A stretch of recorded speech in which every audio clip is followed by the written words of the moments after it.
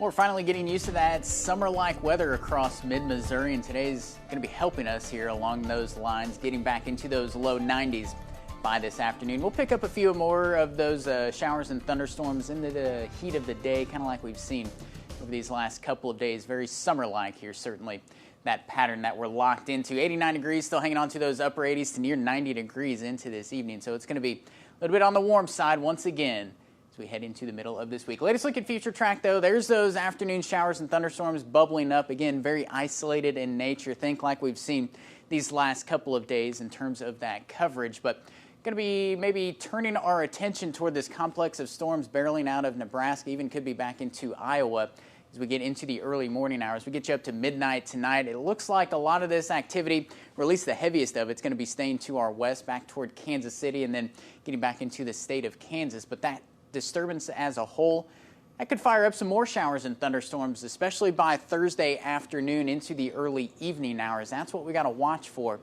as we head into tomorrow. That is going to be packing at least some sort of a threat for some severe weather. It's a fairly low-end threat, but it's a little bit of a tricky forecast here to nail down. Again, a little bit higher chances for some severe weather.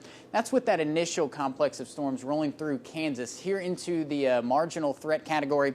It's more so for that afternoon redevelopment that we're going to be tracking. If we do see something get up and going and get on the stronger spectrum of things, it's going to be that damaging wind threat that we're going to be tracking tomorrow.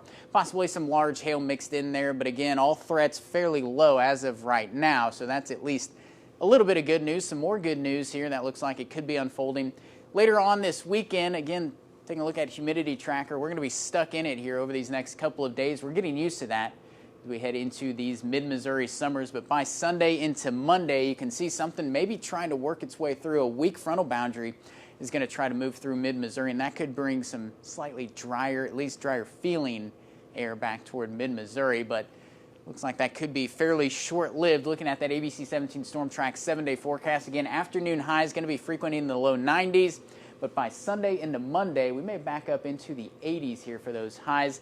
Not a huge relief, but something maybe to look forward to. But that humidity looks like it could be taking a little bit of a break here as those dew point temperatures get out of the 70s, at least for a day or two. But looking at some of that long-range data this morning, looks like it's going to be moving back in by the middle of next week.